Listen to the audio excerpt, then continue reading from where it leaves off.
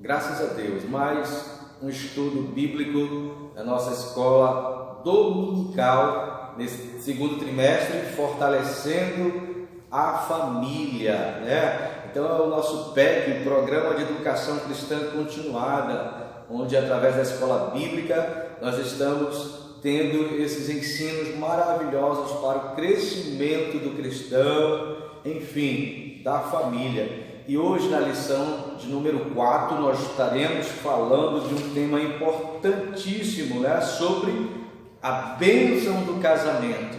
Então, para nós desenvolvermos este tema, nós vamos aqui observar alguns objetivos, como compreender o casamento sob os seus aspectos espirituais, legais e sociais, identificar os pilares que sustentam um casamento sólido e duradouro. Terceiro, elencar os propósitos do matrimônio segundo o plano de Deus. Graças a Deus. Então, aqui o nosso textual está no livro de Mateus, capítulo 19, do verso 6, de modo que já não sois mais dois, porém uma só carne. Portanto, o que Deus ajuntou, não separe o homem. A verdade prática. A unicidade é essencial para um casamento bem-sucedido. A nossa leitura bíblica se encontra no livro de Mateus, capítulo 19, do verso 4 ao 8. Então, iniciando aqui no verso 4, diz: Então respondeu ele: Não tendes lido que o Criador, desde o princípio, os fez homem e mulher? E que disse: Por esta causa deixará o homem pai e mãe, e se unirá à sua mulher, tornando-se os dois uma só carne. De modo que já não são mais dois, porém uma só carne. Portanto, o que Deus ajuntou, não separe o homem. Replicaram-lhe: Por que mandou então Moisés dar carta de divórcio e repudiar? Respondeu Jesus: Por causa da dureza do vosso coração é que Moisés nos permitiu repudiar a vossa mulher. Entretanto, não foi assim desde o princípio, né? Graças a Deus. Então aqui nossa introdução. O casamento é a única instituição terrena que teve início antes da entrada do pecado no mundo. Foi instituído por Deus com vistas à pureza da família e à formação de uma sociedade ajustada e ordeira. Por isso, o casamento tem uma base espiritual, embora apresente também aspectos legais e sociais, né? Graças a Deus. Então, nós estaremos neste dia falando acerca da bênção do casamento, né? Para os recém-casados, para aqueles que ainda estão namorando, que vão noivar, que irão casar, né? Então fica aí a dica, a lição de número 4 da nossa revista da Escola Bíblica Dominical. Então vamos aí nesse primeiro tópico abordar o que é o casamento. Então, para nós entendermos melhor o que é o casamento, no ponto 1, uma instituição divina. Olha que coisa linda! O casamento ele está fundamentado na vontade divina, segundo a qual Deus criou o homem e a mulher, dois sexos distintos, complementares com atração natural um pelo outro. Então, é aquilo que a Bíblia Sagrada, as Escrituras nos mostram no capítulo 2 de Gênesis, do verso 24. Então deixará o homem pai e mãe, e se unirá à sua mulher, tornando-se os dois uma só carne. Glórias a Deus. Então, aqui observamos através do nosso ensino de hoje, né? O casamento como uma instituição divina. Ele tem essa origem divina. Então, por ele ter esta origem divina, ele precisa ser encarado com responsabilidade, com respeito, com honra, né? Porque a Bíblia Sagrada nos mostra, né, que digno de honra para todos seja o casamento, né? Então, bem como o leito sem mácula. Por quê? Porque Deus julgará os impuros, Deus vai julgar os adúlteros. Então, sexo antes do casamento, nós observamos, né, que está fora dos padrões bíblicos, né? Então, na lição passada, na lição de número 3, nós estudamos o quê? Nós falamos sobre, assim, a formação do desenvolvimento do lar, e nessa formação do desenvolvimento do lar, nós falamos acerca do namoro, do noivado e do casamento. Então, é necessário, né, a pessoa passar por essas fases para conhecer a pessoa, para ter uma estabilidade, até mesmo, né, para chegar ao momento certo, né, aonde a pessoa, ela já casada, com certeza vai desfrutar de tudo que um casamento ele tem assim para oferecer, mas que nós entendamos que esse negócio de ficar dessa forma, de qualquer jeito, né, não é o que a Escritura nos ensina, mas a Escritura nos ensina para que haja um casamento, né, e que esse casamento haja respeito, que haja, na verdade, né, honra, porque aqueles que fazem diferentes, Deus vai julgar. Ponto 2, uma instituição social.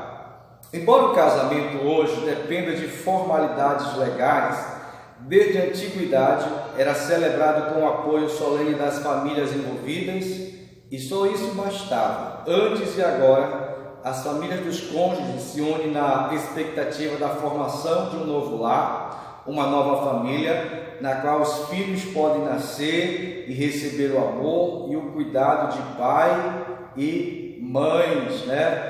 Então, aqui nós vamos observarmos que a família, ela é a base da sociedade, e nós como cristãos precisamos manter esse padrão. Nós precisamos, na verdade, desde já ensinando os nossos filhos para quando eles forem casar, eles possam ter esta base, eles possam terem vivência, né? Que eles possam terem maturidade, para que assim possa encarar um casamento com responsabilidades, né? Porque o casamento é para a vida toda, e o que nós observamos hoje são muitas famílias desestruturadas, muitas famílias sem rumo, muitas famílias sem uma direção, né? Mas nós precisamos entender que o casamento nós temos que ensinar desde já para a nossa família, para os nossos filhos, as pessoas que nós amamos, a igreja, inclusive, né, queridos e amados irmãos, que haja famílias equilibradas, né, tanto moral quanto espiritualmente, né? Essa é a vontade de Deus. Esses são, na verdade, os fatores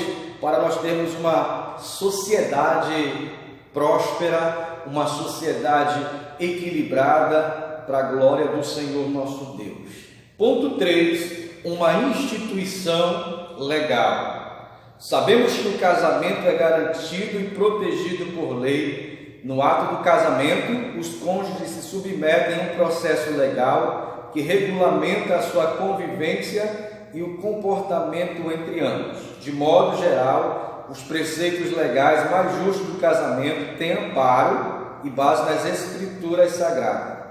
Embora a lei civil preceitue a dissolubilidade do casamento e ao mesmo tempo admita as exceções de separação, a Bíblia afirma que a mulher casada está ligada pela lei ao marido enquanto ele vive e que o marido não se aparte de sua mulher. Graças a Deus, né? Então nós precisamos entendermos uma coisa interessante, queridos e amados irmãos.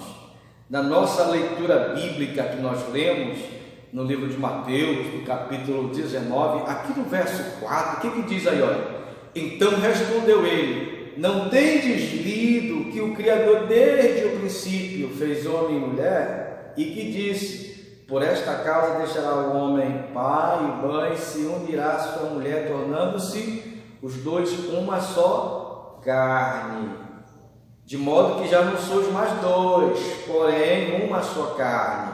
Portanto, o que Deus ajuntou, não separe o homem. Este é o princípio bíblico concernente aqui o casamento. Então, embora a lei, queridos e amados irmãos, ela possa sim admitir essas exceções no caso de separação, a lei ela admite isso. Porém, nós entendemos, né, que o casamento ele é para a vida toda. Por quê? Porque a palavra do Senhor nos mostra, queridos irmãos, que as leis de Deus elas são superiores às leis humanas, principalmente, né, que entendamos quando essas vão relativizar os preceitos que contemporizam com o pecado, ou seja, se está dando legalidade ao pecado, né, não é isso que a Bíblia vai nos ensinar, porque a Bíblia nos ensina que a lei é santa, né? O mandamento é santo, é justo, é bom. Bem sabemos que a lei ela é espiritual, portanto, se ela é espiritual, nós como espirituais que somos, precisamos dessa forma, né, amados irmãos, observar todo o conselho de Deus a respeito do casamento e que vivamos casados até que a morte nos separe no nome de Jesus. Vamos para o segundo tópico, as bases do casamento. Então aqui neste tópico 2, nós vamos mostrar essas bases, né, que são importantes para termos um casamento aqui sólido, um casamento duradouro. Então, existem alguns pilares que nós vamos aqui observar. Primeiro pilar, o amor. Então, olha só o que diz aí o nosso comentarista. O casamento está baseado nos princípios práticos do amor, não nos sentimentos de gostar ou desejar o que mais agrada no cônjuge. O amor apresenta contornos muito práticos, tendo muito mais a ver com comportamento e caráter do que com sentimento e afeição. Então, é nesse sentido que Paulo ele diz, né? Que o amor é paciente, que o amor é benigno, que o amor não arde em ciúmes, que o amor não se ufana, né? Não se ensoberbece, glórias a Deus, não se inconduz inconvenientemente, não procura os seus próprios interesses, o amor não se exaspera, não é assim? O amor não se ressente ao mal, não se alegra com a injustiça, mas ele se regozija com a verdade. Tudo sofre, tudo crê, tudo espera, tudo suporta. Este é o amor. E que nós venhamos entender, queridos e amados irmãos, que a essência de Deus é o amor. E quem não ama, não conhece a Deus. Vamos para o ponto 2. Um outro princípio importante aqui que nós vamos observar, amados irmãos, um outro pilar importante, trazendo assim a base de um casamento, é o respeito. Assim como o amor é necessário para ter um casamento duradouro, um casamento feliz, da mesma forma, entre este outro pilar tão importante quanto o amor, o respeito.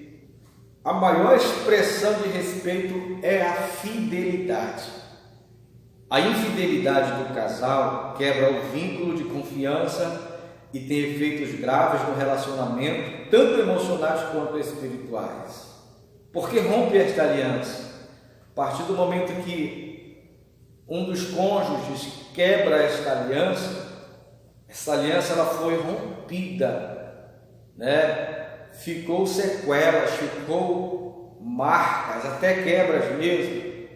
Então, a Bíblia Sagrada aqui, amados irmãos, ela nos dá entendimento acerca desse assunto. Porém, o que acontece hoje, quando essa fidelidade, na verdade, ela passa a ser quebrada, esse respeito, na verdade, que nós adquirimos, né, através do casamento. Então esse princípio, vamos dizer assim, ele é quebrado. Aconteceu aí a infidelidade conjugal, as pessoas hoje já querem logo o quê? A separação. Esquecem do que a Bíblia diz, que o casamento é para a vida toda, né? Então aqui nós vamos observar que quando este princípio ele é quebrado, quem o fez deve ser o primeiro a se arrepender, com certeza, abandonar o pecado, buscar o perdão do seu cônjuge, né, amados irmãos? Tentar buscar, no caso aí, a reconciliação, para que esse casamento ele possa ser restaurado. Então, que Deus tenha misericórdia de muitos que romperam esta aliança, que quebraram, né? Mas que Deus tenha aí a misericórdia de muitos, né, amados irmãos? Mas que entendamos que o casamento ele tem que ser até que a morte o separe, no nome de Jesus. Então, o respeito pelo nosso cônjuge é primordial, é importante, tão quanto o amor, né? Mas tem um outro pilar importante também, a confiança. Como indica a máxima popular, confiança não se impõe, confiança se conquista. O compromisso selado com o sim no casamento tem a sua razão de ser na confiança de um para com o outro, elemento essencial para um matrimônio bem-sucedido. Tem que ter confiança. Esse negócio de ciúminho, de biquinho, né, só vai atrapalhar o seu casamento, né? Muitas vezes, não, mas é que eu amo essa pessoa. Eu não tenho ciúme, eu amo essa pessoa demais, né? Muitos podem até pensar assim, que é dessa forma, porém não é. A pessoa sempre só anda com desconfiança, sempre como se fosse ter medo de perder essa pessoa. A confiança ela precisa ser mantida pelo casal, amados irmãos. Então, quando o casal ele passa a conquistar aí, né, essa confiança mútua e faz todo o possível para serem companheiros fiéis, o que vai acontecer? O casamento de vocês, eles só vai ter uma segurança maior. Então essa confiança ela precisa ser trabalhada dia após dia. Porque quando eu trabalho essa confiança no meu casamento, eu estou, fazendo base, eu estou, na verdade, fazendo alicerces para que eu possa, no caso, confiar no meu cônjuge, na pessoa que está comigo, a pessoa que Deus colocou ali ao meu lado. Então é importante isso aí, isso é possível, é dessa forma que nós vamos ter companheiros fiéis, então seguros, irmãos? Com certeza isso só vai aumentar o amor, isso só vai aumentar o respeito, Isso aí, queridos amados irmãos, só vai aumentar a confiança, e é isso que vai fortalecer o casamento no nome do Senhor Jesus Cristo. Então vamos no ponto 3 aqui, aliás, o tópico 3, propósitos do casamento, glórias a Deus. Então, ponto 1 diz, companheirismo mútuo. O objetivo primário do casamento é o companheirismo, duas vidas que buscam complementar um ao outro e cultivar os mesmos valores. O alvo de um casamento não é pensar igual, isso seria impossível, mas pensar juntos, amados irmãos? Então é nesse sentido que Deus disse que não era bom que o homem ele ficasse sozinho. Foi nesse sentido que Deus preparou-lhe uma mulher, uma varoa idônea, queridos irmãos, para que vivesse toda a vida, juntamente com este homem, que juntos pudessem ser bons companheiros, amados? Então, esse companheirismo, olha só o que diz o nosso autor aqui, esse companheirismo, todavia, vai além de mera convivência, com certeza, encerra em seu escopo intimidade física, emocional, sexo, cumplicidade de intenções e projetos, comunhão, interação, compartilhamento de ideias e ideais. É isso aí. Se não houver isso no casamento, se não houver o companheirismo mútuo, não tem como o casamento ele ter uma durabilidade. Não tem como nós associarmos o que a palavra de Deus nos diz, que o casamento é para a vida toda. Então é importante aqui nós observarmos a palavra do Senhor nosso Deus, e quando nós desenvolvemos todo esse conjunto de ideias, né, para as nossas vidas, tomamos posse disso, né, o nosso casamento ele passa a ficar no topo, a viver bem, passamos a viver melhor, no nome de Jesus. Vamos para o ponto 2, procriação responsável. O lar é o ambiente ideal para a geração e criação de filhos, com amor e responsabilidade, sob a bênção de Deus e a proteção de um casamento estável. Que maravilha! Na Bíblia, a fecundidade é bênção de Deus e os filhos são herança do Senhor, né, amados irmãos? Que entendamos, né, que muitas vezes, para o ser humano, sem dúvida, né, queridos, a finalidade do sexo vai além da procriação, né? Mas Deus ele deu ao ser humano aí, no caso, o poder da procriação, que deve ser exercido com sabedoria, com respeito, né, amados? É nisso que nós vamos demonstrar o verdadeiro amor, porque hoje o que acontece é que as pessoas elas não se planejam quanto a isso, no sentido da procriação, né? Muitas vezes elas deixam se levar pelas vontades, pelo prazer, e o que nós observamos hoje nos noticiários, inclusive, são muitos que engravidam sem o planejamento, muitos filhos estão sendo deixados por aí, até mesmo nas lixeiras, até mesmo nos rios, né? Pessoa cometendo um assassinato, matando o seu filho porque não planejou. Então muitos casais até mesmo se deixando porque não planejou. O planejamento é importante, não basta simplesmente fazer filhos, nós precisamos de cuidar deles, nós precisamos de dar uma boa educação, nós precisamos de suprir as necessidades cabíveis que esta criança ela precisa. Então, no sentido da procriação, que haja responsabilidade, até mesmo de muitos casais que não observam, que não param para planejar e começam a ir, né, irmãos, encher a casa, né? E o que acontece? Né? Não tem um suporte para dar.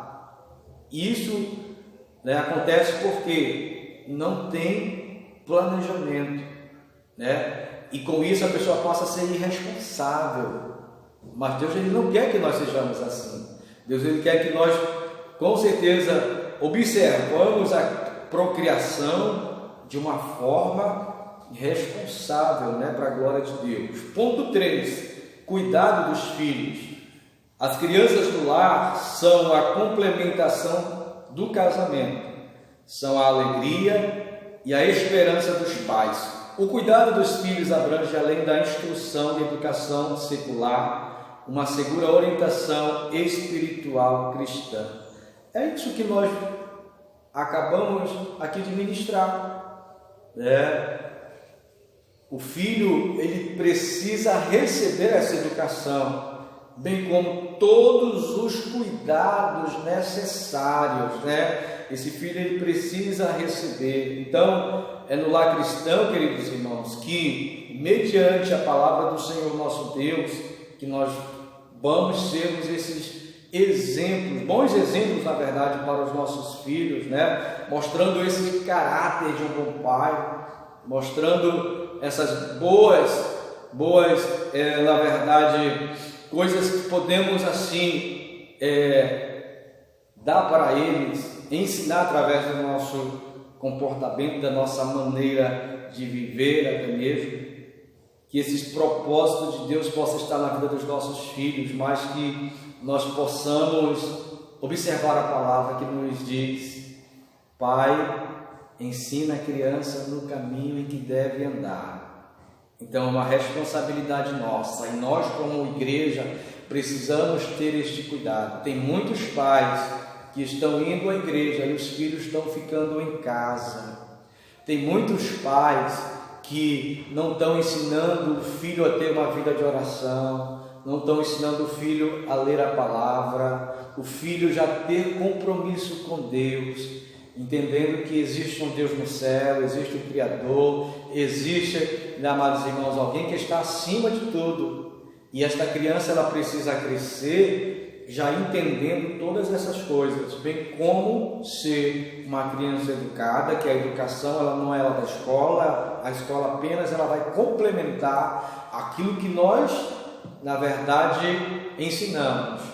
Então essa educação ela já tem que vir daqui, do lar. Que Deus continue abençoando as nossas vidas, amados irmãos. Olha só a aplicação pessoal. O casamento deve ser encarado como uma bênção que encerra um grande compromisso diante de Deus e da sociedade. Deve representar a união entre duas pessoas que se amam, que se respeitam e confiam uma na outra. E isso deve resultar em bênção para os filhos e para a sociedade em louvor a Deus. Que o seu casamento ele possa ser direcionado pelo Senhor. Busque todos esses parâmetros para aprimorar este casamento, para afirmar todos esses alicerces, para que assim você possa ter um casamento saudável, um casamento duradouro, um casamento feliz, no nome de Jesus para toda a vida. Que Deus te abençoe. Até a próxima lição.